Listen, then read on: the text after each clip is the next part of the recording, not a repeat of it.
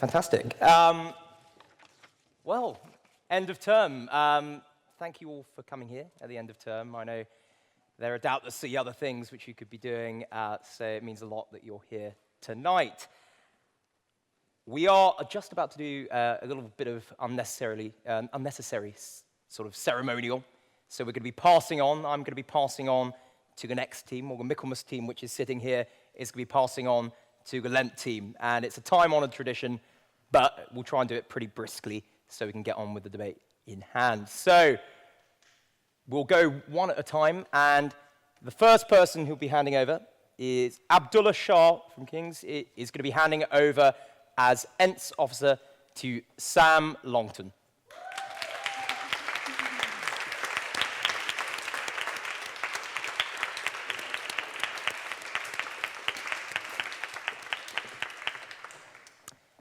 Hattie Allison can't be here this evening, but she has an excellent replacement who will be taking her place as a proxy for this handover. Georgia, one of our debating officers, she's been fabulous. Hattie's also been fabulous. And Joy, in sort of, imagine Joy as Hattie, is going to be handing over to Vincent Rustle.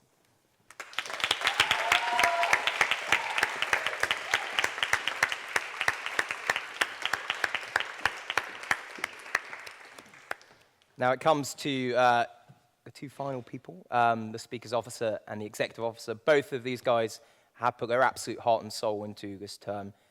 So when they go, do thank them in a suitable fashion. So the first person who'll be handing over is Mohammed Khan, the person who's been behind the Speaker's lineup this term, and he will be passing over to Cecily Bateman.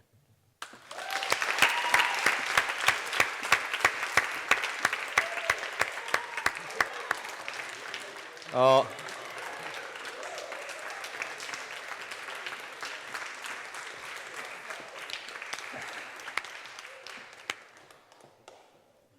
That was innovative. Last, but, well, I suppose not last. The last apart from me is our Executive Officer, Gabriel Barton-Singer, who will be handing over to Rachel Tustin.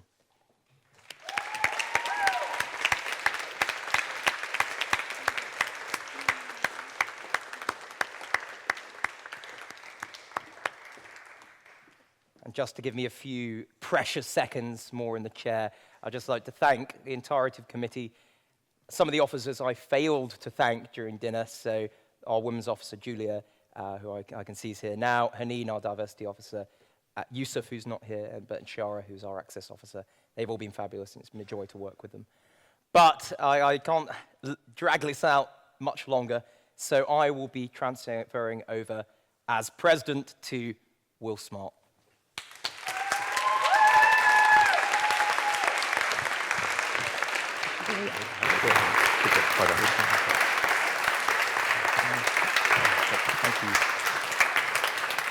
Okay, thank you, Charles, and thank you for all the hard work you've done as president this term. It's really appreciated by everyone here.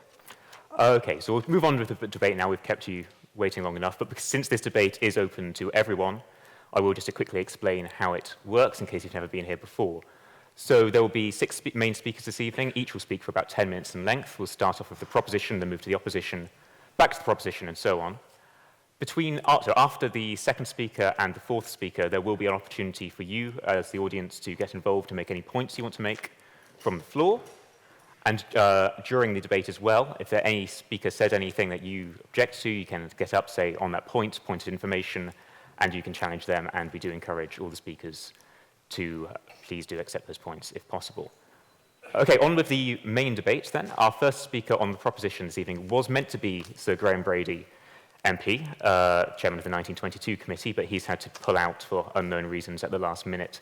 So we're very grateful to Christian Owen, who has stepped in at the last minute just yesterday, who is a first-year history student at Trinity College, and he won this spot through an open audition. So Christian, the floor is yours.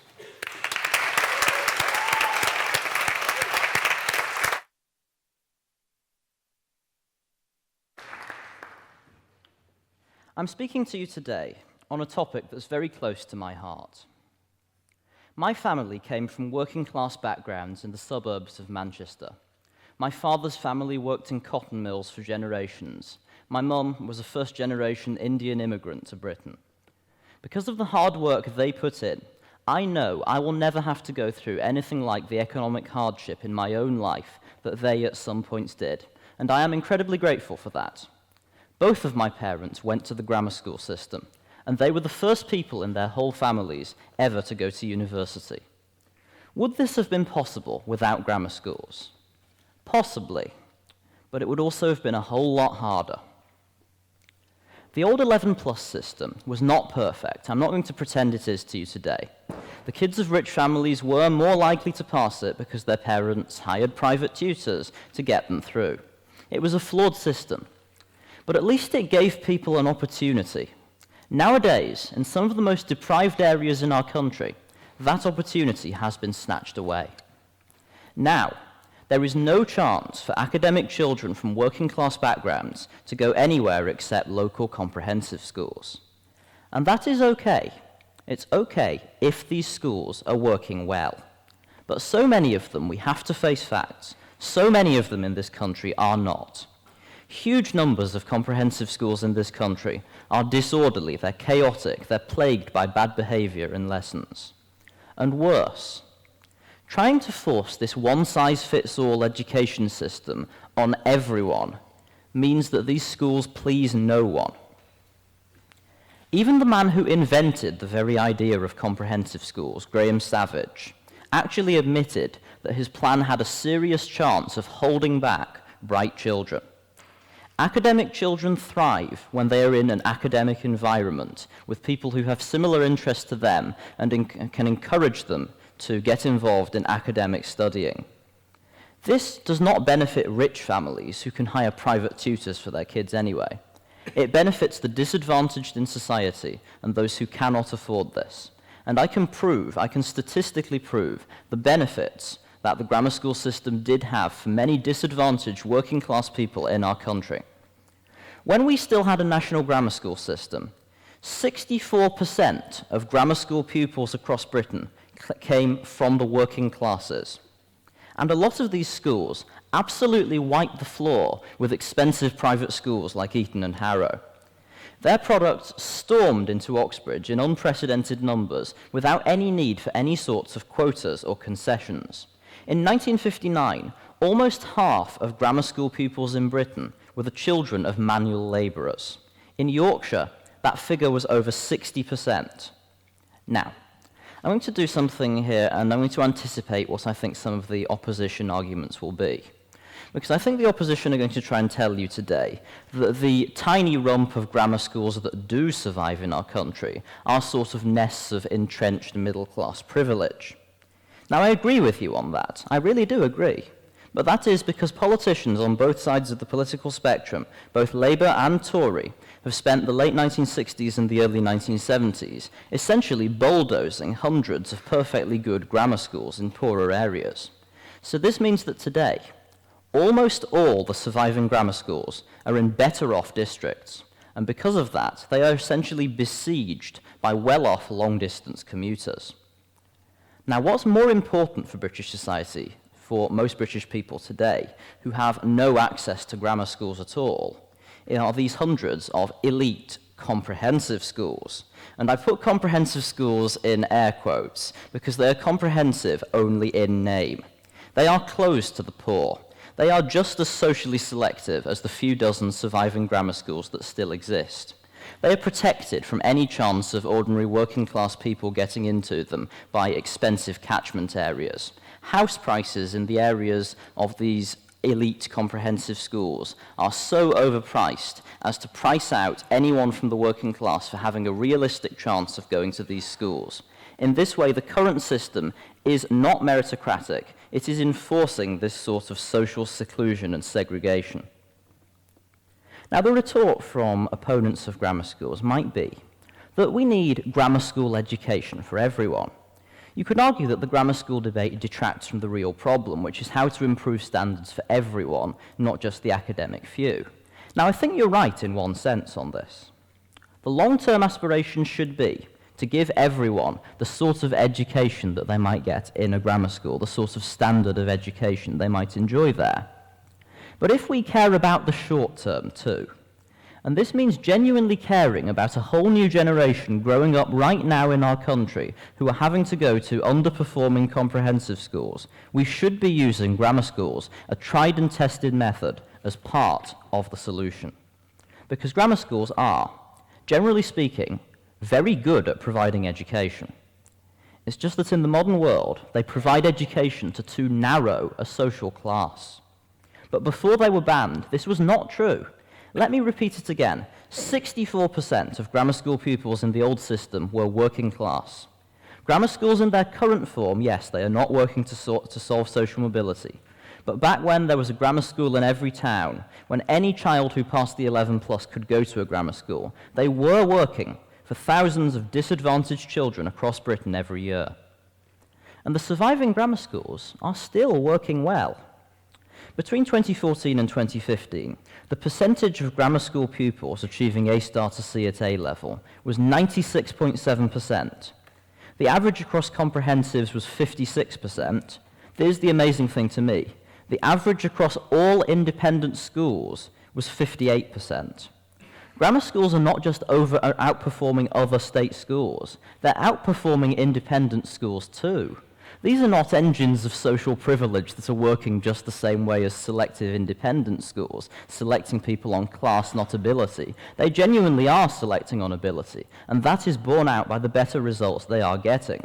And yet, because they now only survive in wealthy areas of our country, we are denying a whole generation of poorer people in our country these brilliant educational establishments and the doors that could open for them.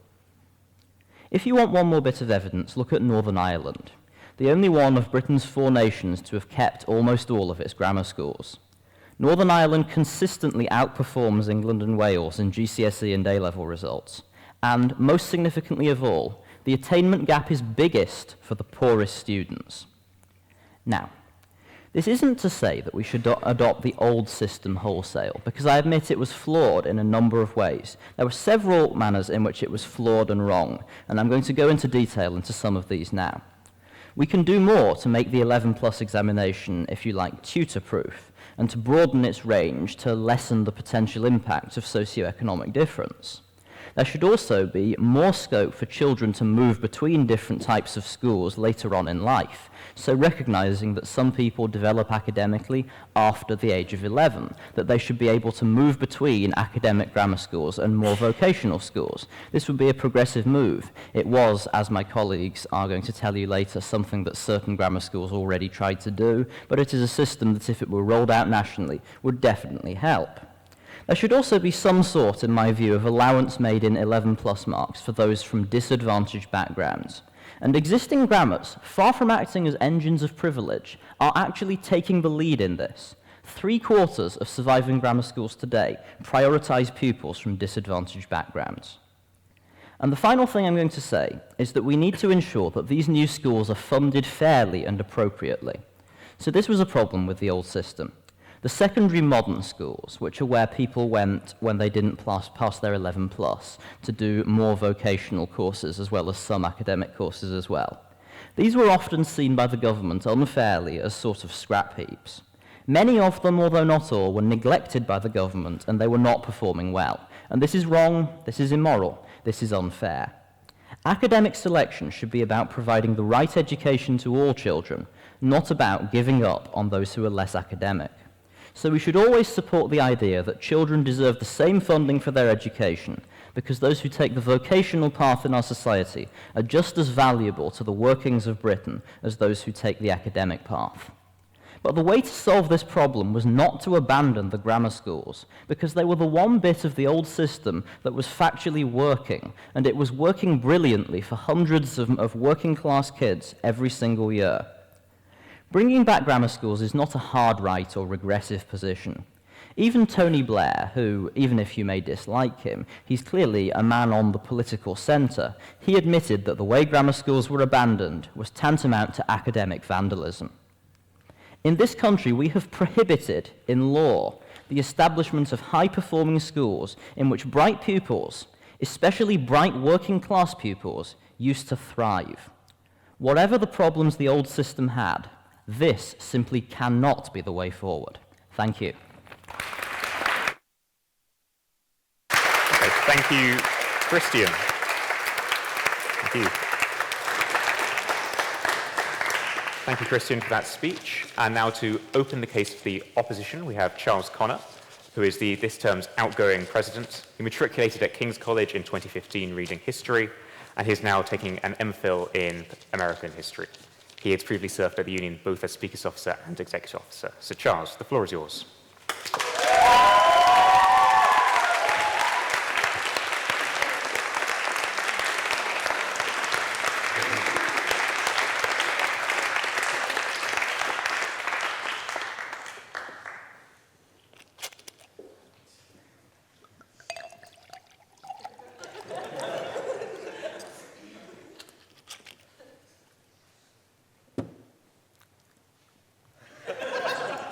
Sorry. I'm actually sorry about this. Well, good evening. And thank you very much, Christian, for those eloquent remarks. Much of a presidential debate is fairly self-centered. You get to pick the motion. You get to pitch which side of the motion you speak on. It's not narcissistic, but just a little bit self-centered. So it was really quite fitting that Christian opened the debate, considering the fact that he's an audition speaker, which is obviously a big initiative we've been trialing this term. I would usually say that at the end of the debate, but sadly, Will is in my place, so alas. And also, it's also really fitting that Chris is speaking on the motion. I haven't told him this yet, but in my first week at Cambridge, I remember sitting up there. I recall him quite clearly proposing the motion that Oxbridge is a finishing school for the privileged few. Is that right? Good. I disagree with him on a technicality then. I think I'm going to disagree with him slightly more robustly tonight, but nonetheless, it really is a privilege to have both him and Professor Simon Heffer with us this evening. I'm going to start by reflecting a little bit on the personal element of this debate before going in to discuss the history and the mythology of the grammar school era. We have three historians, I believe, on the proposition, so hopefully it won't anger them that I decide to dabble a little bit in the history and the mythology of this subject. But in terms of personality, it's important because this topic is personal. We've seen that in Christian's account, and I really appreciate and take on board what he was saying. Grammar schools and education is something which affects us all. We've all been through education. We all have our own experiences of education, our own opinions on the subject, what works, what doesn't work. Our years at school shape who we are on quite a fundamental level. I can't escape my own experiences. Indeed, when you see that a king's retiring president standing up to oppose the grammar schools, you probably assume that I'm going to deliver a tub-thumping, searing left-wing critique of the classist nature of these bastions of privilege. I could do that. If I was going to do that, I'd probably be at Mingle instead of here, but I'm not going to go to Mingle or go down that particular way of doing things. You see, because I went to a grammar school myself, which puts me in an interesting position. Everything I say moves against me. If I'm too persuasive, that is a massive point on the side of the proposition. If I'm not persuasive at all, we win the debate in this sort of odd way there. So I'm in a little bit of a quandary here. What I enjoin us all to do is to step away from a focus on person and think a little bit more about the structures which Christians identified to us. And the problem of person is a big problem because we read education and we read social mobility through individuals. We like stories. We like uplifting stories. The son of a miner who becomes a professor through the inspirational teaching of a grammar school teacher who has the abilities of Mrs. Honeywell in Matilda. Just think about the self-presentation of the Margaret Thatcher cabinet, the golden age of an aspirational Conservative party in which Thatcher, Howard, Major all went to grammar schools, counterposed to the situation we have at the moment, allegedly, of the Cameron-May era of a return back to Eton, a return to fetters in the case of Blair. But that myth in and of itself doesn't hold. It just doesn't hold. If you pierce behind the mythology which has been constructed of that era, the idea of Thatcher, Howard, Major, you get one story. If you actually look at the cabinets Thatcher had underneath her, you get a completely different one. You have Geoffrey Howe and Willie Whitelaw, who went to Winchester, Nigel Lawson, who went to Westminster, Leon Britton, who went to Habs, Norman Lamont, who went to an independent school in Scotland, which is quite obscure, which is why I'm not mentioning its name. Lord Carrington, the Foreign Secretary, a hereditary peer. We had a hereditary peer, a great hereditary peer, a great man, who went to Eton. That story is not the story you get told to you. It's not the mythology which is spun. And I sort of might view this as a bit of the Alan Sugar phenomenon.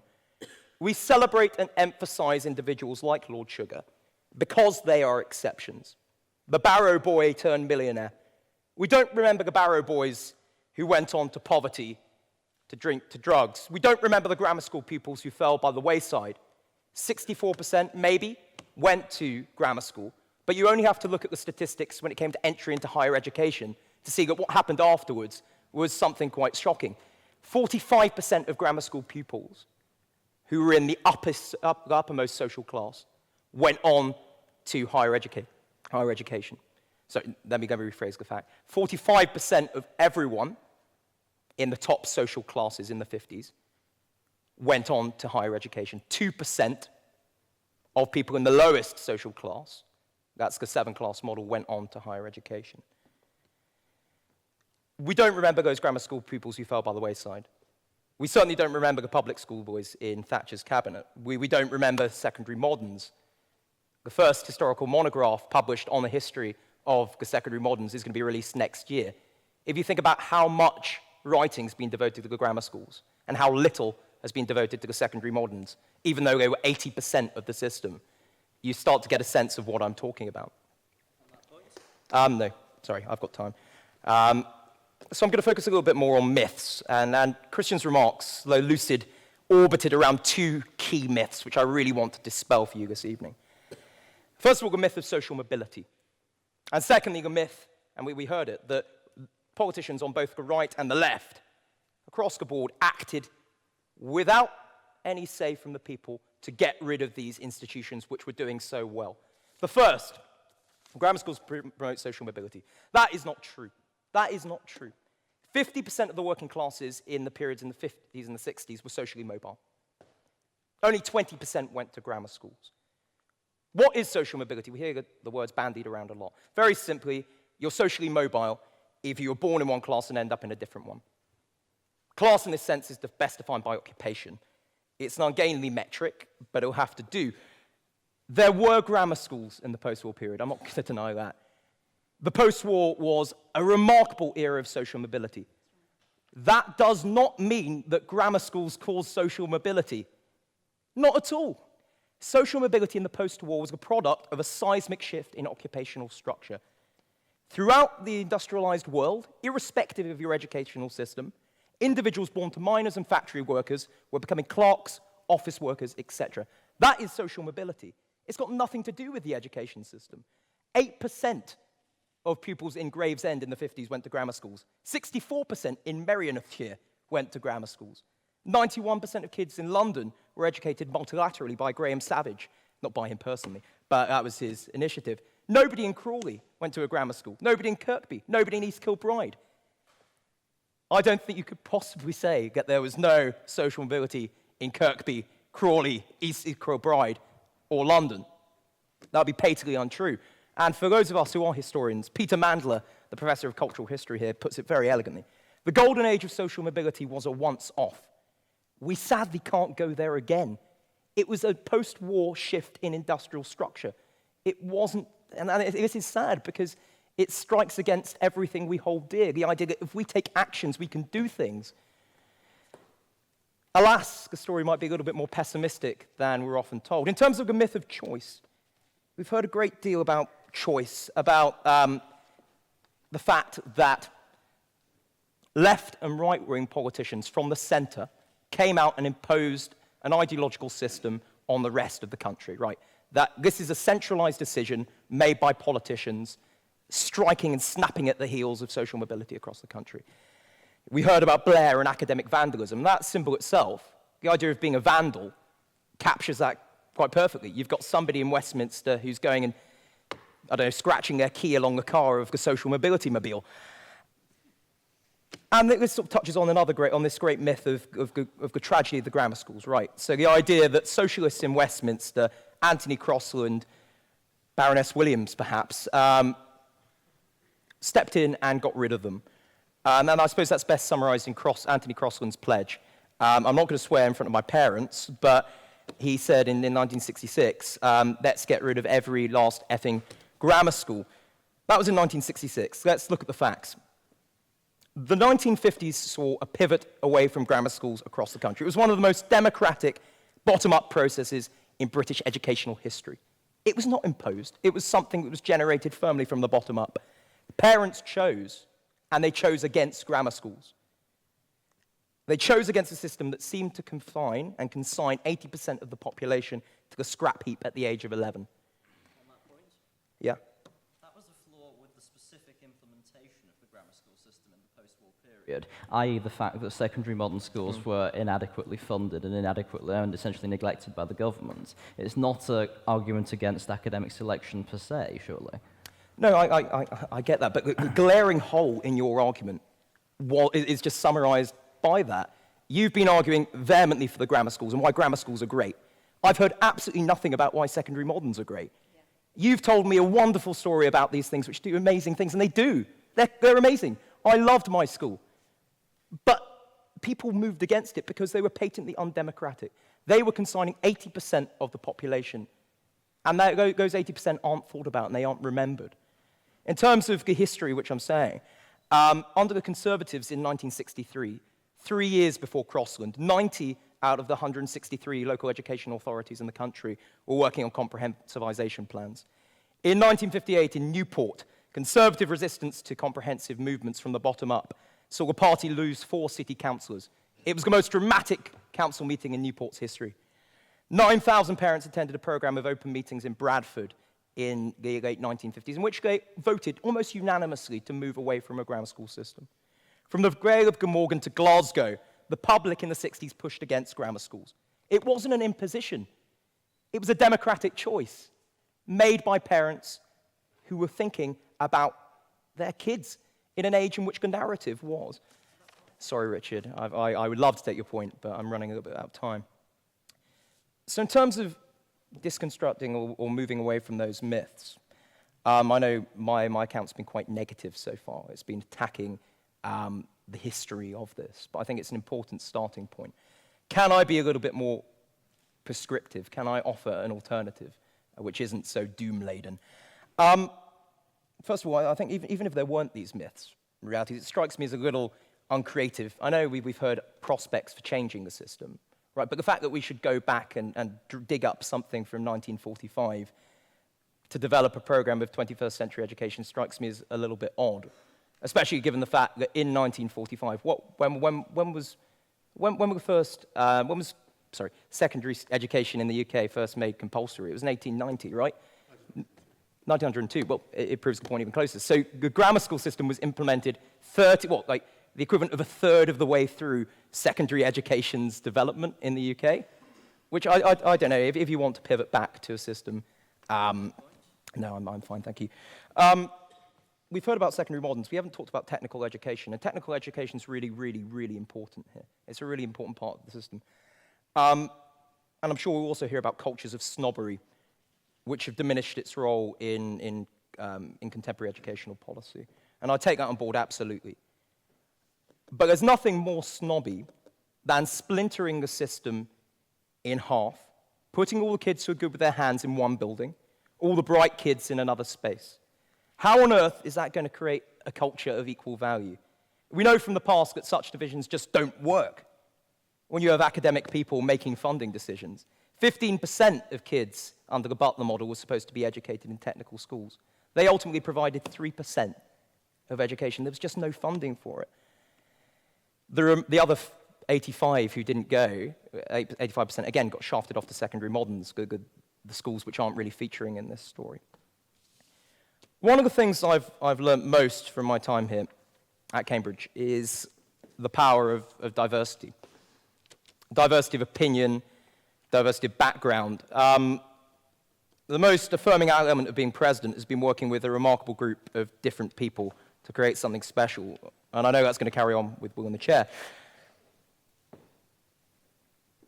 This is all to say, now in a school, you're going to need some element of streaming, right? Much as you have an A to C team at football.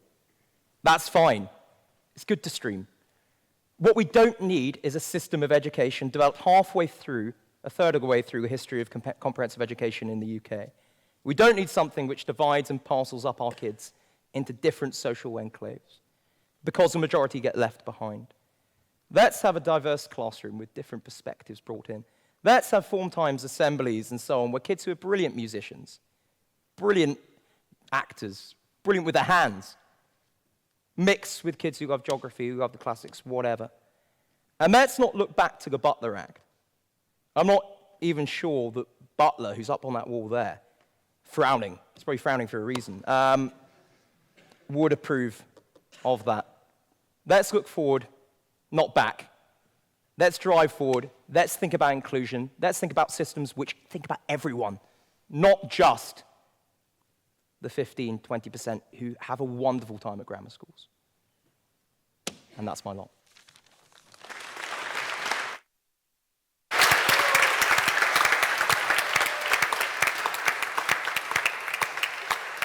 Thank you, Charles.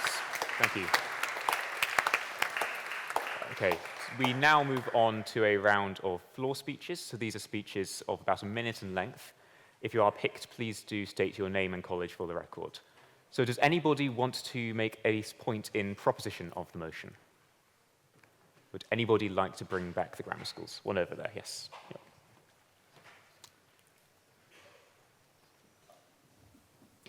Hi, Samuel Gutteridge, Jesus College. So I come from Lincolnshire, which is one of the 3 counties that still maintains grammar schools as kind of standard thing, never got rid of it. And I was grammar school educated. And the town in which I went to school in is known for the quality of both its schools, not just its grammar school, but its comprehensive school as well. And I think a big part of what's really overlooked in the grammar school debate is actually how the relationship between the grammar school and what was once the secondary modern is now the comprehensive has changed.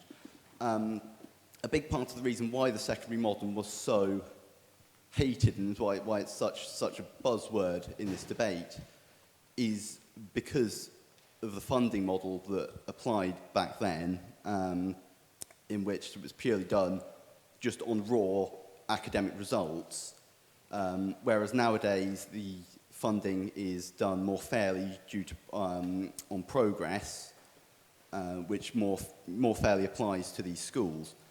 And as a result, there are comprehensive schools in grammar school areas that do achieve good results, very strong results. They, I think, manage 100% A star to C results in maths and English. Certainly in my year, the equivalent of my year at GCSE, and they do score very high, in fact even higher than the grammar school in that area, because they can specialise more and put more focus on the low achieving students, whereas normal comprehensives may just have to spread out their resources across both ends of the spectrum in terms of academic ability. Thank you. Would anybody like to make a point in opposition of the motion? Yes, down there. Yep. Yeah, thank you. Owen McArdle, St Catherine's College. Now, this whole debate is a little bit foreign to me. I mean, literally, I'm proud to say that in Wales we don't have any grammar schools. I am contributing in this debate as the kid from the comp, and I am very proud to do so.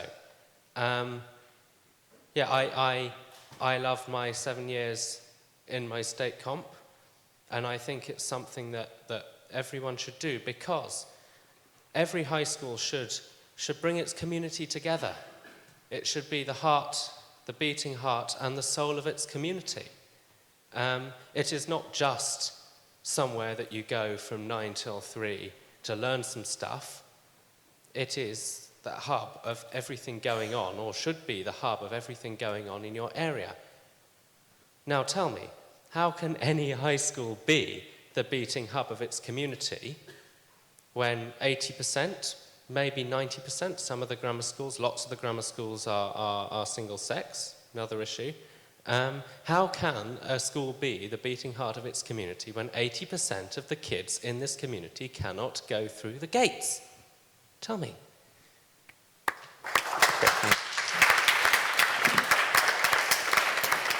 And does anybody have a point in abstention they would like to make? We'll go up there, Gabriel, one last time, go on.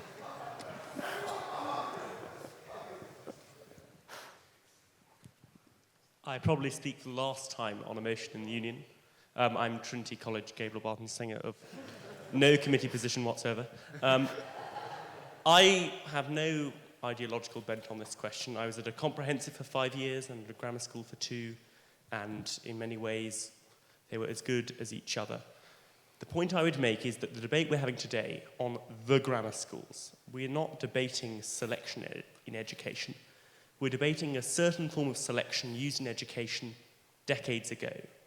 And this is what's held back our debate on educational achievement in this country, is we're concerned with an historical debate about whether the grammar schools were good, whether the grammar schools were bad, and not whether we might want to move towards a whole German system which looks at selection in a completely different way, or whether selection itself, academic selection, should play a part in education.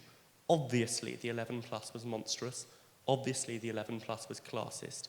But should we not look at this question again without it being on this specific idea of grammar schools that is outdated, that is inaccurate, and that has no relevance to how we might move forward in education policy today?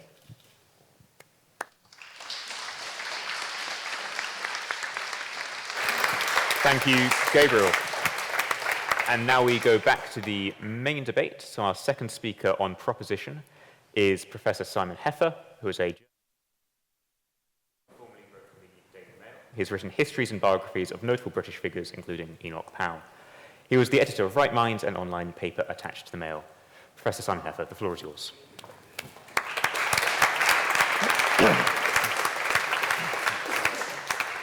Mr. President, thank you very much for that introduction. And I must begin by congratulating your predecessor on his magnificent speech, which has adorned this special occasion for you, and has shown to all of us the benefits of a grammar school education, because you were clearly extremely well educated and well brought up by your parents and by your school, and I hope they're very proud of you. Social mobility was mentioned, and I wasn't going to talk about social mobility, but it was the Professor of Cultural History's reference that was brought up about a golden age of social mobility. As a historian, for me, the golden age of social mobility was the late 19th century and the period up to 1914. And not least because you'll all have heard of the Taunton Commission, which investigated the largely corrupt and inefficient public schools of this country in the early 1860s. It was followed by something called the Taunton Commission, which investigated grammar schools, of which there were hundreds. And they were mainly medieval foundations. My own school was founded by Edward VI, who went around as a small boy king, founding all sorts of grammar schools everywhere. And the grammar schools by about 1865 were largely ruinous. They were falling down, they were corrupt. They had headmasters who had control of the foundation's money, which they largely paid to themselves and paid peanuts to other masters to come in and teach the boys. It was usually boys in those days. The girls' schools came shortly afterwards. And the Taunton Commission tore that up, and it reformed the grammar schools. And it ensured that most towns in this country had a grammar school, and that they were working fairly, and that they were fulfilling their original aims of educating poor scholars. And by and large, that's what they did in that period up to 1914. And they helped create a whole middle class that was needed to service the increasing, if you like, white-collar workforce that this country had as empire grew, as trade grew, as office life took off, as the railways spread everywhere and allowed people to commute into London and other big cities, into these offices. They needed an educated class of middle managers to go in, and that's what the grammar schools provided. So I don't want to try and make a case for social mobility in grammar schools in the 20th century, but certainly in the 19th, they were absolutely central to it. Having said that, the grammar school that I went to, I must lay my cards on the table, I am middle class, unfortunately. It's not very good to say that in this debate. My parents are middle class, they were both civil servants. But when I turned up at my grammar school in 1971, I met the children of lorry drivers, farm labourers, railway workers. I would say that my intake of 90 boys, probably a third of them were from traditional working class families and traditional working class backgrounds. And some of those boys ended up coming here with me to Cambridge nearly 40 years ago. Others went to great universities. There was a problem of social mobility in that sense, in that some of them they had families who simply couldn't afford to send them to university, and that was tragic. It was before student loans. There were grants which were administered actually quite generously by governments when Baroness Williams was a very distinguished education secretary. She will have presided over this system, and it did allow people who had very few means to come to great universities. But it was still intimidating for many working class people to do that. And many working class families said, it's very unfortunate you're good enough to go to university, but you need to go and get a job and help support the family. And unfortunately, that was as true 40 years ago as it would have been 80 years ago, and is probably still true now. It's not in itself an argument against grammar schools, it's an argument against the way in which we distribute income in this country, and the way in which we look after deserving people. I want you to try and picture this scene. I was in a pub in Manchester 9 years ago at the Conservative Party conference with Steve Hilton, who many of you will be familiar with his name. He was a leading advisor to David Cameron.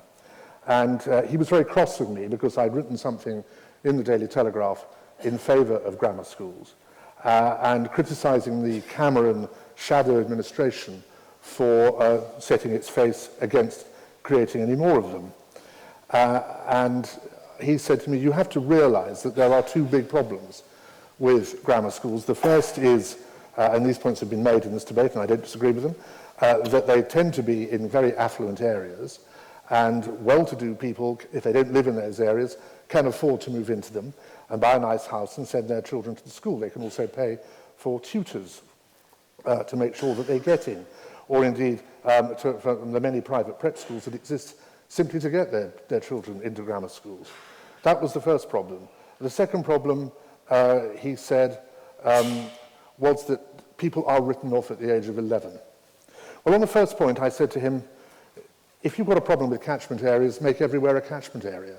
Start off with the most deprived towns in this country and go there and open up a selective school. And you will find that there will be many people among the most deprived in those areas who will flock to them and will succeed enormously. I know of a major public school that tried to do this during the Blair government. It wanted to set up an academy in Stratford to coincide with the Olympic Games in 2012. And this school was prepared to spend a vast amount of its money on this, not least because there was a very large Asian community there, and it knew that that community had a terrific record of achievement and devotion to education. And it knew if it opened a selective school there, it would be filled with those children and they would all do brilliantly. And sadly, the Blair government said we can't possibly do that. We can't have selection, it's a dirty word. So it didn't happen. I said to Steve Hilton, if you build a grammar school everywhere, even in the most deprived areas, where people are struggling, or that is full of first and second generation immigrants who are still working their way up our ladder, it will give them an additional opportunity to have the sort of education that probably their attitudes and their brains are crying out for. And there is no reason why every town in this country shouldn't have a grammar school. As for the other question of being written off at the age of 11, I remember turning up at my school for the beginning of my third year when I was 13. And we sat in alphabetical order. And one of the boys who sat behind me had evaporated. He wasn't there.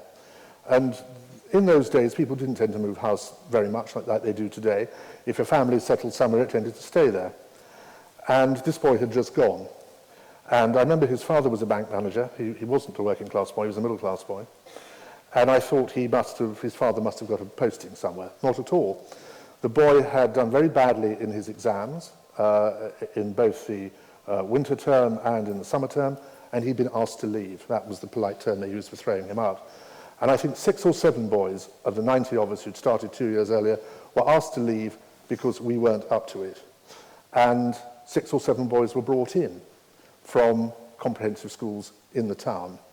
Again, when I was 16, a few other boys evaporated because they hadn't got 5 O-levels. And a number of boys came in from comprehensive schools who had got more than 5 O-levels and took their places. And I know that 2 of those boys got to Oxbridge, which they probably wouldn't have done from the schools they went to, not because those schools were inherently bad, but because those schools had no tradition of preparing their students to get to Oxbridge, which sadly is still the case with many comprehensive schools, despite the large number of comprehensive school students who are in this and other great universities in this country. He was using what I call the Prescott argument. You'll remember that John Prescott said that his girlfriend had got rid of him because he didn't pass his 11+. I suspect there were actually other reasons why his girlfriend got rid of him, but it would be, one shouldn't question other people's motivations. But the idea that one was written off at 11, it certainly didn't happen in Essex, where I went to a grammar school. And any grammar school that would be opened in the future, or indeed those that are open now, should rigorously allow people in at 13 or 14 to do GCSEs and at 16 to do A-levels, because again, I think people have a right in a civilized country to the best sort of education. And the point that's been made about Northern Ireland is a very good one. The best results that take place in non-selective schools in this country are obtained in Northern Ireland schools for the simple reason that the teachers there can concentrate on children of lesser academic ability and do what is right for them. The final point I want to make is that those of you who are going to vote against this motion, I hope you'll think very carefully before you come back to Cambridge next term, because you wouldn't want to be accused of hypocrisy. And the fact that you are attending one of the most selective educational institutions in the world suggests that you approve of selective education. And so if you object to grammar schools, I will find it very hard to understand why you're here. Thank you very much.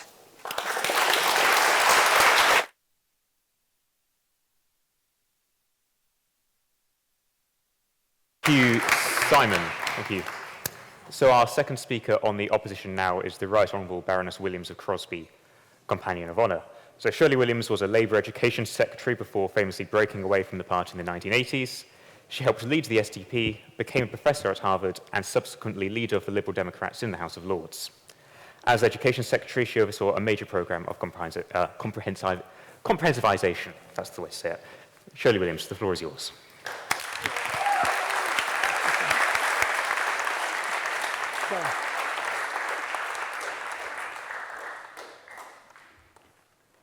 Mr. Chairman, ladies and gentlemen, we've heard some extremely good comments, and I do congratulate the speakers on both sides on the quality of their argument, not least the final, I think, decisive argument made by my predecessor, that basically if you're in Cambridge, you have to be by definition a supporter of the idea of highly selective education, because how did you get here otherwise? Any suggestion you got here because you didn't meet the criteria of highly selective education say something very decisive about you, and you might not wish to be part of that. My colleague Gabriel, I think, made that point very strongly, and I think we should make it again very clearly. The idea that at the age of 11, one should decide somebody's whole future on the basis of an examination, incidentally a rather limited examination, as to whether or not you pass something called the 11+, has always been an appalling thought. This is the age at which people are becoming adolescents for the first time, when they have a great deal else going on in their personality, their studies, their records, which conflicting entirely on the issue of the 11+, is something which nowadays I think a civilized country, and I'm quoting the words of my predecessor, which I wholly approve of, show that it was always a big mistake to try to make a decision at that age. But there's more to that than that, and it's about time that we addressed it. We haven't mentioned it at all so far. Passing 11 plus wasn't just passing an exam. It was also having the money to pay for school uniform, the money to be allowed to be able to go to school and to buy a new bike to do it. In other words, the whole implication of the 11 plus was not just and is not just about one's education standards.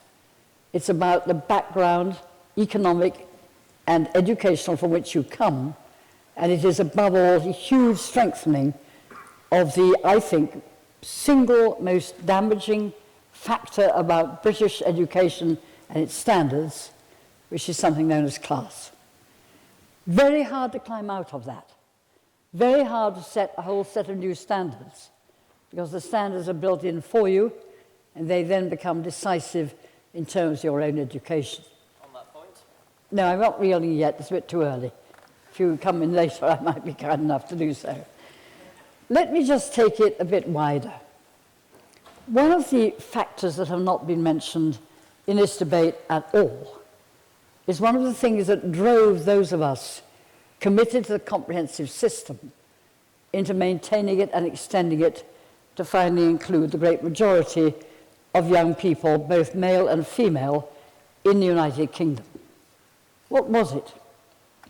Well, essentially, the gateway to any form of higher education, including sixth forms, including certainly universities, but also including higher education in the sense of third-level education that leads you on not just academically, but also technically to the areas where you may, in fact, achieve greater outcomes, greater adventures, greater particulation in your own society, is the ability to get through that last and final huge obstacle, the ability to go to sixth forms and from there on to tertiary education. Sixth formers are almost out of the question in secondary modern schools.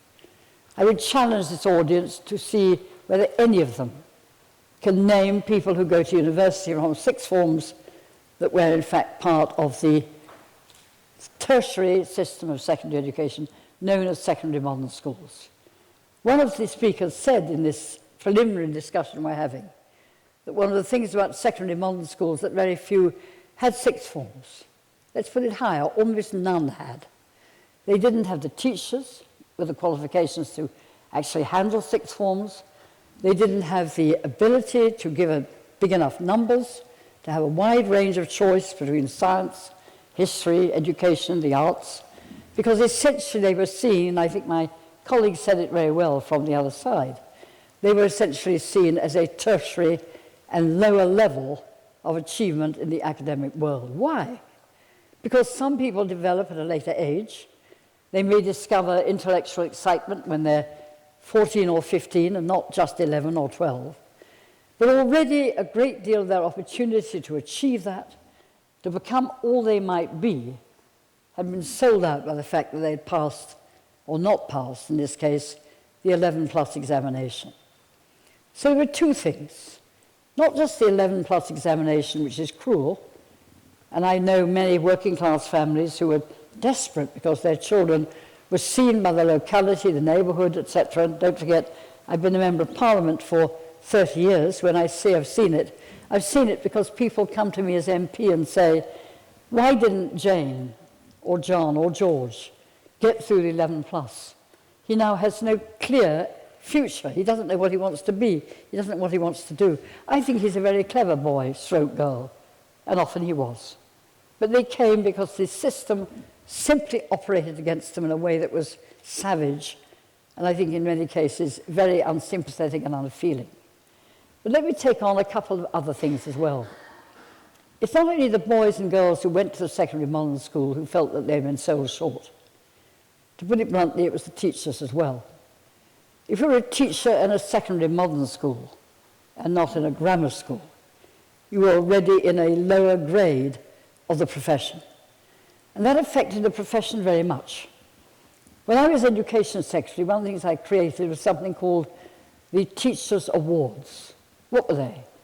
They were awards for teachers for outstanding teaching, outstanding modern ideas, outstanding commitment to the community. One of you mentioned the community. And these Teachers' Awards brought the ability of great teachers into the scope of the neighbourhoods that they represented and came from.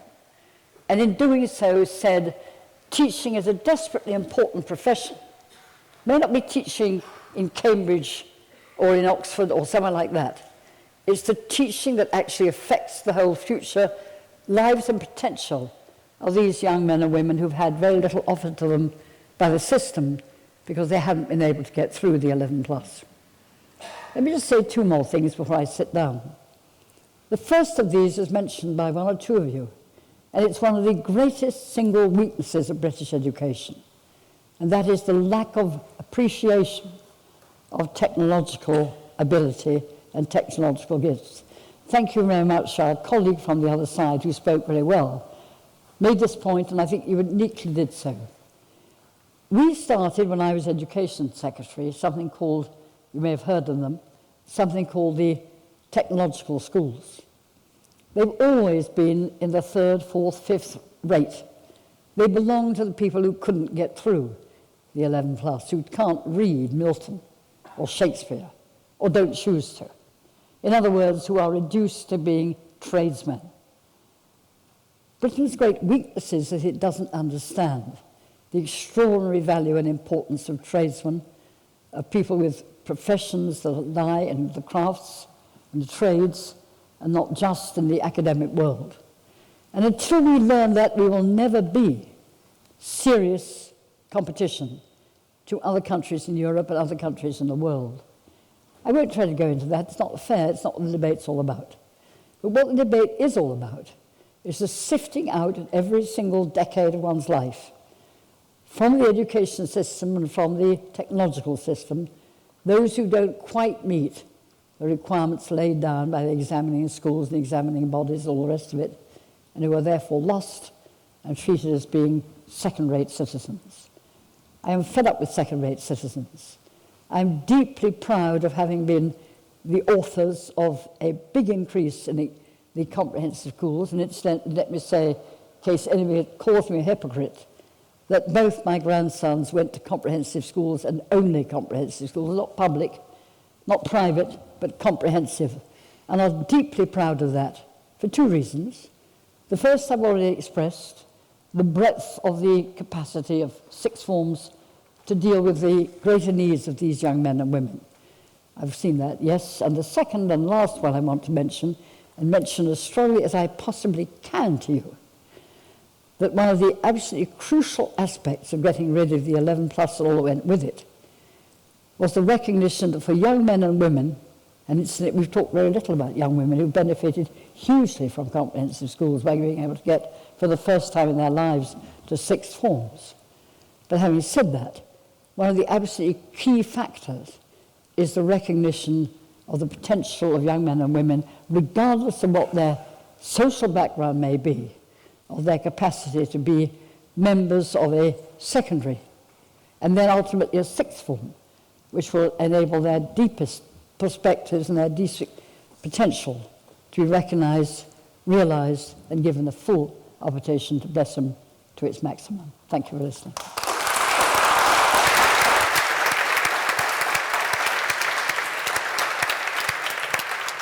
Thank you. Thank you, Lady Williams. Okay. We now move on to the final round of floor speeches. So again, please keep these to a minute in length and do state your name and college for the record. So would anybody like to make a point in proposition of the motion? Richard, go ahead.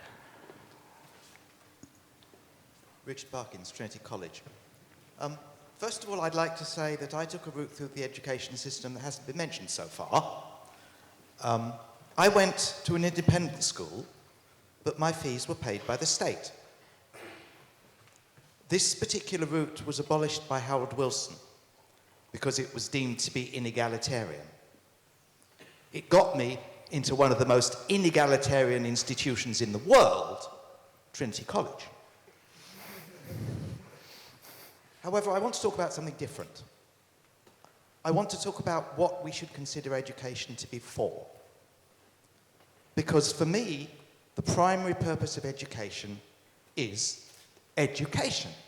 to educate children, to give every child the opportunity to do the best that that child can do.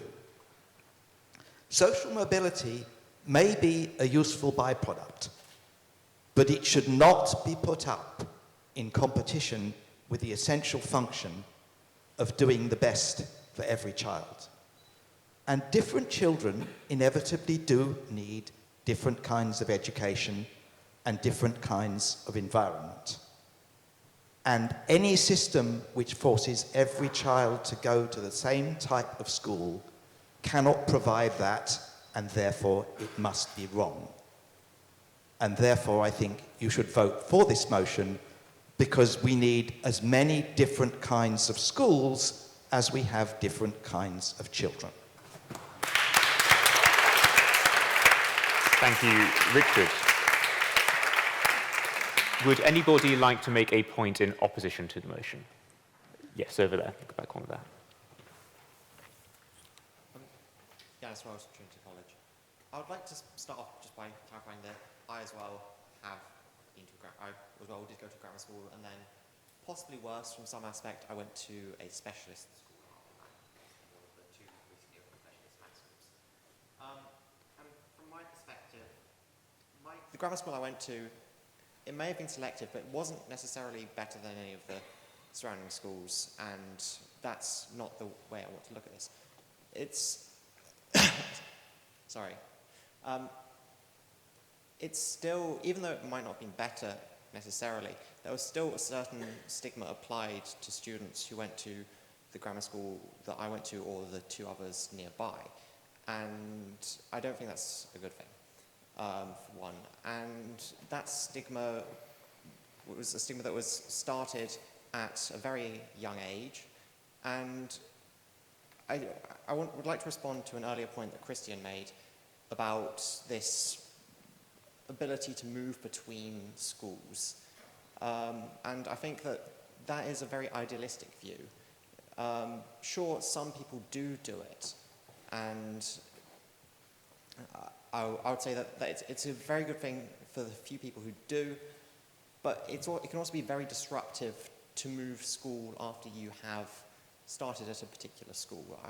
I know various people who have moved schools, not necessarily to a grammar school or from a grammar school, and they have faced quite a lot of difficulties when moving those schools. And that difficulty can outweigh the possible benefit of moving to a better school. And so I'd like to argue that, yes, although grammar schools can be open to letting people in after the age of 11, a lot of the time it just realistically will not happen. So we do end up with a divide at a very young age. And then also I have also a question for Christian, which is, how do you propose to make any selection process tutor-proof? Because I personally cannot think of a way to do that. Okay, thank you. Does anybody have a point in abstention of the motion they would like to make? Yeah, have a quick reply, quickly, sure. Sort of intuitive reasoning test, which anyone from whatever their socioeconomic background can immediately get to grips with. This is a brilliant discriminator because it doesn't require any previous knowledge and therefore is a test of true intelligence, and it's perfectly possible to create these things. It's never possible to tutor-proof something entirely, but we can certainly do better than the old 11+ system, and we can certainly introduce something that would genuinely discriminate much better than it used to. Did you want to make a quick point there? Okay, as well. Go ahead. That's just not true. Okay, thank you. That's nice. I'll address that in my speech, but that's just whenever it's been tried, it just never happens. Fantastic. That's a nice and succinct point. So does anybody have a similarly succinct point in abstention they would like to make? Anybody at all? Okay, I will go at the back corner over there in the pink shirt. Hello, Simon Prestel, Selwyn College. I'm from Germany originally, one of the countries that still retains a system fairly similar to grammar schools. I'm not directly a fan of it, but I want to point out that every time when countries have this kind of debate, and it's not just here in the United Kingdom, it's also in Germany, it's also in the rest of Europe, where this is talked about, people focus very much on the kind of education system and the kind of schools that are already present in the country. They're very reluctant to take on ideas from different countries that do things that might work better for them, and it seems that this limits the debate in a sense that good ideas that might really fix the problem for both sides of the issue will not be taken on. I'm personally a big fan of the United States high schools.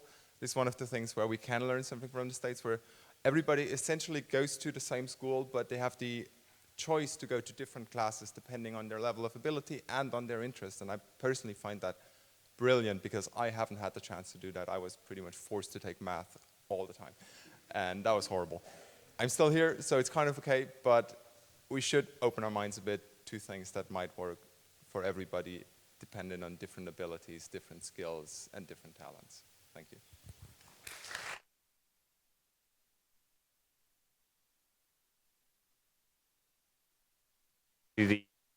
So to close the case for the proposition then, we have Chris McGovern, Chairman of the Campaign for Real Education. He has over 35 years of teaching experience, is a qualified Ofsted inspector, and has been an educational advisor to the policy unit at 10 Downing Street under 2 Prime Ministers. Chris McGovern, the floor is yours.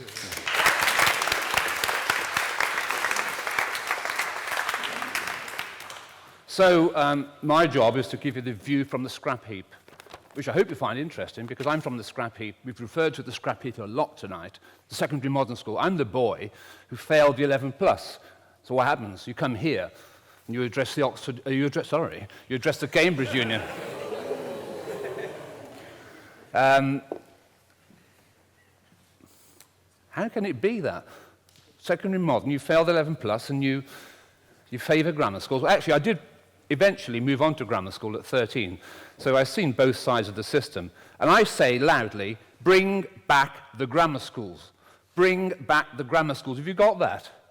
Because if I say that in a bunch, in the educational establishment, amongst the educational expert, that's like saying, bring back the Black Death. Bring back the Black Death. You can't say it. It's simply not acceptable. There's a religious fervour about comprehensive schools. It's an ideology. It's not just about schools, it is an ideology. It, by the way, includes mixability teaching, not streaming. I don't deny that the people who support comprehensive schools, my opponents here, who are all from privileged backgrounds, or they went to grammar schools or private schools, I don't deny that they're well-intentioned. They are well-intentioned. The path to hell is paved with good intentions, after all. And they will say, comprehensive schools, we've heard it tonight, comprehensive schools are fair. They facilitate social mobility. They promote social justice. What's not to like about that? How can I be arguing against this? Because, you know, if you're against comprehensive schools and fairness, you're somehow morally defective. We're the good guys who support comprehensive. You're the bad guys because you support grammar schools. So there's a moral issue here. But there's more to it than that.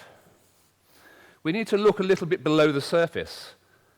And what I'm going to argue tonight is that, far from being a fair system, the comprehensive school system promotes social apartheid and it dumbs down standards. And by the way, what's great about this union is that we can discuss it. You can't discuss it amongst the educational experts. Don't apply to Homerton College or teach first and say, I want to teach in a grammar school. You've got no chance because there's a filtering out system. Back in the late 1980s, I was teaching in a comprehensive school. I taught in several comprehensive schools and large schools, 2,000 pupils, and successfully, so successfully, in fact, that I felt I could challenge the system. In 1987, I said the new exam that was coming in, which was called GCSE, was inferior to O-level, the old, more traditional grammar school exam, because when you have a comprehensive system, you have to get rid of the grammar school exam because the kids in the comprehensive school can't do it, or half of them can't. I questioned that. I was told in writing by my local authority I was accused of insubordination and mutiny and told me that I warranted sacking, and I duly was sacked, as was my colleague. He never worked again, even though he was a brilliant teacher, and we were a very successful department. I remember The Guardian carrying a full page saying, if this was happening in Eastern Europe, not in East Sussex, there would be a public outcry, because don't get into your mind that these people promoting comprehensive education are some of the goodies, the cuddly bears, they're going to look after you. No, they're not. There's an ugly face about comprehensive schools. You may not challenge the system. Do not promote grammar schools. It's unfair. Now, 50 years on, grammar schools. Charles has said, look, we had a social revolution in the 50s and it's all gone, you can't move now socially. Well, let's see where comprehensive schools have taken us. We've got the worst social mobility rate in the developed world, as David Cameron told his party conference a few years ago. The worst social mobility rate in the developed world after 50 years. The Sutton Trust, on the left, I would say, charity, very much looking after the poor. They did a survey a few years ago, Worlds Apart it was called, and they concluded comprehensive schools in England are highly socially segregated. You're far, far more likely to find rich children in the best comprehensive schools than poorer children. On that point. I'm sorry, I've got too much to say, so I can't take it. Now, also what's remarkable, what they found in that survey, amongst state secondary schools, 91 of the 100 most socially selective schools are comprehensive. 91 out of 100 of the most socially selective schools are comprehensive. 8 are grammar schools, 1 secondary mod. Now, you could say that reflects the percentage of grammar schools and comprehensive. Yeah, but we're supposed to be doing fairer things with the comprehensive system. And by the way, also, don't get taken in by people quoting free school meals at you. Free school meals is a very, very poor indicator of poverty. The Sutton Trust, they actually used income support. And what they found, using income support, a far more effective measure of poverty, what they found was that around 9% of children whose parents were on income support were going to comprehensive schools. 13% of children whose parents were on income support are today going to grammar schools. So it's not true when you talk about free school meals, when you say, oh, Kent's got so few free school meal kids going to university and so forth, going to grammar school. It's very, very misleading. It's distorting the facts. It's a lying fact. Right, not just the Sutton Trust. Social Mobility Commission, you're 27 times more likely to go to an inadequate school if you're from a poor background. That's a comprehensive system for you. And there's been lots of this. There's been loads of it. But most of all, the comprehensive system has dumbed down the examination. Last summer, we got tougher. By the way, when I lost my job because I said the exams were being were too easy, no one agreed. Now they all agree. They all agree. And Michael Gove introduced a tougher exam last summer. But the pass rate went up. And why did it go up? Because they lowered the pass grade. To get a good GCSE in maths, grade C or grade 4, 21% last year. That's better than the previous year, which was 15%. In other words, 15% to get a good grade on a more difficult exam. They're fiddling the statistics. They're cheating. And I can prove that they're cheating, because I told his newspaper, the Daily Telegraph, to take a spy into one of the examination meetings. They did. And they filmed the examination board telling the teachers what the questions were. She filmed it, and it was on the main story in the BBC News, all the other stories, and they filmed the examiner saying, we are cheating. So it's a lie. A lot of what stuff you hear about the exams, it's a lie. You go to Korea, South Korea, as the BBC did, they gave the kids there a GCSE maths exam to do. They did it in 5 minutes, or a little bit more, maybe 10, 15 minutes. We did it in primary school. They were the 15-year-olds in Korea. They just laughed at it. It was just too easy. We're not competing. We are falling further and further behind the best education systems in the world, 3 years behind Singapore. And Singapore does the O-level, which is made in this city. GCE O-level is produced by your board in Cambridge, sold to Singapore. We ban it here. We ban it here so the kids who are weak don't fail it. Right. Where do we go from here? Well, we got problems. We've got problems of dumbing down the standards. Too many children are failing. Too many children are falling behind. And you know, children who are very, very weak, they don't succeed in comprehensive schools either. About 20% leave, and they walk the Green Mile. No qualifications, no job, no hope. If your parents are poor and you live in the wrong area, you go to a poor comprehensive school, and you go out on the streets and you start sticking knives in people. That's what comprehensive schools have brought us, and they're going to protest about that. Well, you need to hear this, because when you come out of this room, look, I'm not expecting to win the vote, but you should think, maybe, just maybe, he was right. Maybe he was right. Maybe there's a real problem. It is apartheid, and it's devastating. What we need to do is teach children in line with their aptitude. Academic kids need an academic education. Non-academic kids need a more practical education. Michelangelo used his hands. He's not therefore inferior because he did that. Actually, we can admire them. If you want to earn any money, go to London, become a bricklayer, and you make 100 grand. Academic is not superior to manual work. It's different. And a lot of people, a huge skill shortage. We need to educate children in line with their aptitude. Think about a vertical structure rather than a horizontal structure. Think about a system where you are going, perhaps at 13, 11 is a bit early, 13 or 14, like the rest of the world does. You go to Switzerland, it's at 11, they divide between grammar school and technical, but they don't do it at 11 plus, they do it on teachers' reports and so forth. You go to China, it's at age 14. We need to do it at some stage, have these different pathways. So, to conclude, let the local communities decide. Charles spoke very eloquently. He talked about the parents not wanting the 11 plus. Go and ask the parents now. A majority of parents want grammar schools. You say, oh, they don't want comprehensives. Sorry, they don't want secondary marks. No, they want gold standard technical schools. Give them a choice. If parents are going to choose comprehensive, let them choose comprehensives.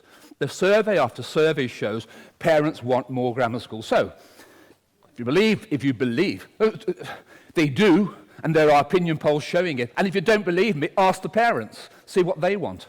Ask the parents. We need to go back to a system where we are maximizing the potential of all children. We are teaching them in line with their aptitude. We need technical schools for every new grammar school. And if you believe in social fairness, then you're barking up the wrong tree by supporting the system which has brought us the worst social mobility rate in the developed world. I invite you to vote for the motion.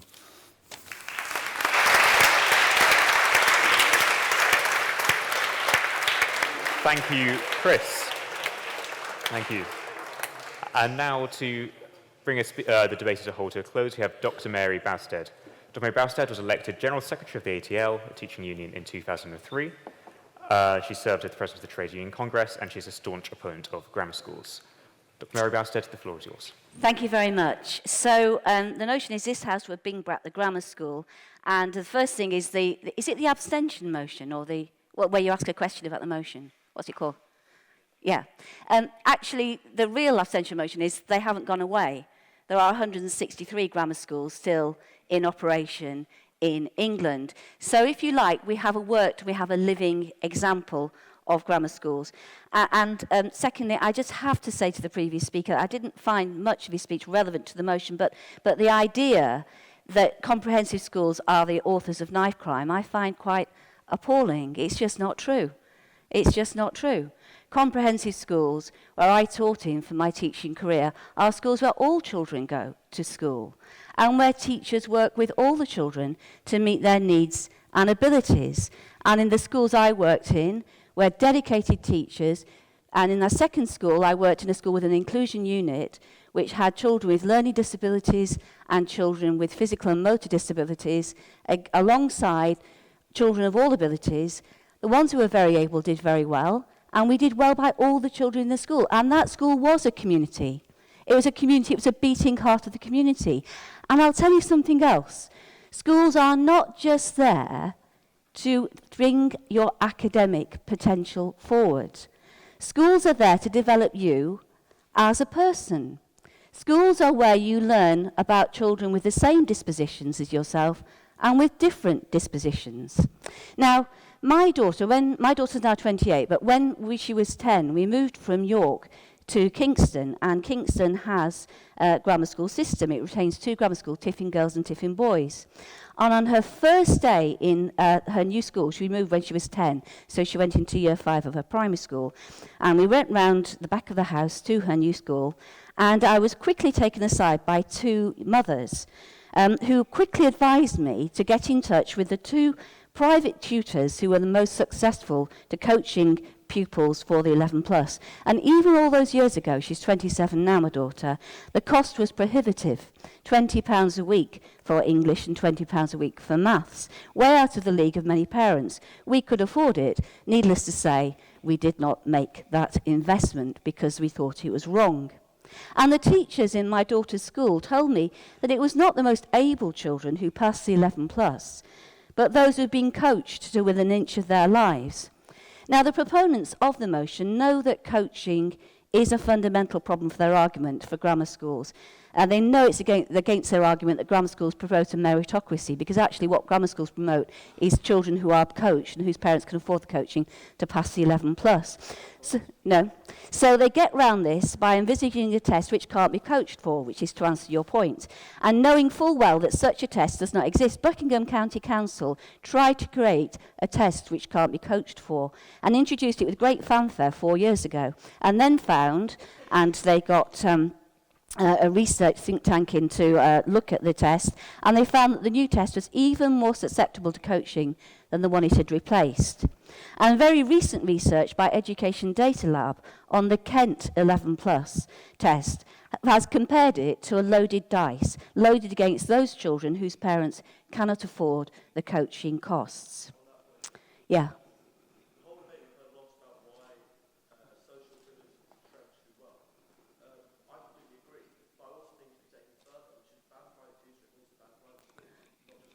And that's a very interesting point, and thank you for making it, but it's not the point today, so I'll carry on with my speech. So, now, the other argument is that, and remember, we should bring back grammar schools, we have them, so let's look at the intake of grammar schools. In nearly all grammar schools, fewer than 10% of the children are eligible for free school meals. I am going to talk about free school meals. It's the best proxy we have for poverty. In 98 of the 163 grammar schools, it's fewer than 3% of the pupils are on free school meals. In a normal secondary school, a comprehensive school, it's 13%, about 13%. So in most grammar schools, about 3% are on free school meals. No. The Education Policy Institute has found that nearly 7% of poor but high-achieving children, those children who went to get on a level 5 in their Key Stage 2 stats. So let's think about these children. These are poor children who have exceeded the academic expectations. They've not only succeeded against the poverty of their birth, and generally about 40% of a child's educational chances are determined by the time they're 5. But they've succeeded from overcoming deprivation, but to exceed age-related expectations. So, but of those nearly 7%, only 2.5% got into a grammar school. So even when you have very bright, poor children living within 3 miles of a grammar school, they are highly more likely not to get into that school. The reason why? Because they haven't been coached for an exam, which you can't produce the exam without producing coaching for it. Grammar schools increase inequality. In Kent, children from low-income backgrounds, almost all of whom are educated in secondary modern schools, do worse than anywhere else in the country. And the effects of segregation do not stop when pupils leave school. They are lifelong. The average hourly wage difference between the richest 10% and the poorest 10% of earners in grammar schools is over £4 more than in non-selective areas. And contrast Kent to London, where comprehensive schools outperform Kent for a child from every social background. The idea that comprehensive schools are characterized by poor behavior and poor learning is just insulting. They are not. No, I'm not taking you've had your point. There is no evidence also that grammar schools have ever been a vehicle for social mobility. I don't know where you got your figures from. Even in their heyday in the 1950s and 1960s, a pitiful 0.3% of grammar school pupils with 2 A-levels came from the skilled working class. 0.3% of the students with 2 A-levels who went to grammar schools came from the skilled working class. From the unskilled working class, it wasn't even 0.3%. And actually, social mobility is not the product of education. No, social mobility is the product of an advancing labour market with more skilled jobs. The social mobility came in the 60s with the expansion of clerical, administrative, professional, non-manual jobs. The new welfare state required more nurses, more technicians, and more teachers. And the jobs were created for people to move into. Unfortunately now, with 0 hours contracts, with very poor productivity, the reverse is true. The other argument the other side have put forward is that there's already selection in the school system, but if you're really seriously worried about selection by the back door, through buying houses in the right postcodes, then expand school catchment areas, allocate places by lottery to oversubscribe schools, or by a fair banding system, and take away admissions from individual schools. The worst thing that Michael Gove did, of the many bad things he did, when he was Secretary of State for Education, was to give academies and free schools their own admissions a code, because what that did was allow them to play the system. And nor does the idea that grammar schools extend to parental choice hold up to any scrutiny. What choice is there for parents who fail the 11 plus, whose children fail the 11 plus? Their children get sent to a secondary modern, even if it is not called by that name. Now, those who seek to get around these uncomfortable truths do so. We've been talking about Orwell tonight with Harry, with Orwellian doublespeak. You know, they say that those who oppose grammar schools, we've been called morally corrupt, and that we are against choice. And that, you know, grammar schools are part of a drive for a meritocracy. You know, when Theresa May tried, when she came in as Prime Minister before the election, which she did very badly in, she said, well, we'll have quotas for poor children in grammar schools. But actually, that just makes no sense, because that makes a real dog's breakfast. Are grammar schools selection by ability, by a discredited and discarded 11 plus, or for children who are privately coached, or social selection? I think we should be told. I want to reset the debate. I want to focus, instead of the increase on grammar schools, I want to highlight the other consequence, which is an increase in secondary modern schools, even if they're not called by that name. No, I've only got a minute. Years of research have shown that all children do best in schools with mixed intakes, where children of different social class, different cultures, and different dispositions learn not just from their teachers, but from each other. Children do not make linear progress in education. Those who are falling behind, who appear to be falling behind, can a few years later transform their academic prospects, and I know that. I was a failure in my early years of secondary school. And at the age of 15, something clicked for me. I fell in love with literature. I suddenly learned that French was actually a pretty sexy language, and I quite liked speaking it. I suddenly became interested in education. And it's because I went to school where the teachers stuck with me and didn't diminish my prospects that I ended up with a degree, an MA, and a PhD, and my career. I am here because no one told me that I couldn't do it. They stuck with me, and that turned me into a teacher, and it turned me into a teacher who refused ever to turn her back on any child, or to say to them, you can't do this, or this is your route through life, or we're stopping you here, you're on the end of the road, no further, nil passeran. No, I never did that. And that's what grammar schools do, and that's why those of us who oppose them are moral. We are not immoral. We are ethical. We are not unethical. We believe in the dignity of children's spirit. Thank you.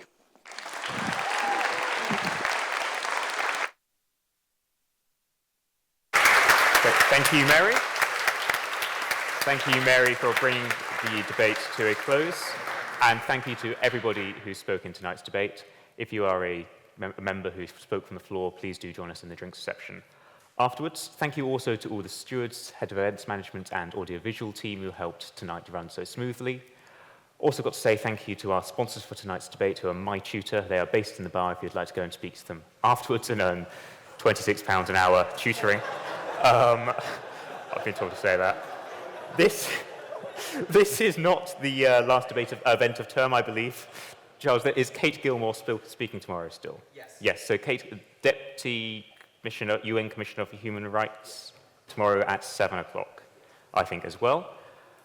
The announcement will be, the results will be at 2 o'clock. 2 o'clock. A matinee performance, okay. The results will be announced in the bar very shortly. And so to vote, we vote with our feet. There is a door marked aye, a door marked noes, and abstentions down the middle. The motion for the House is this House wants to bring back...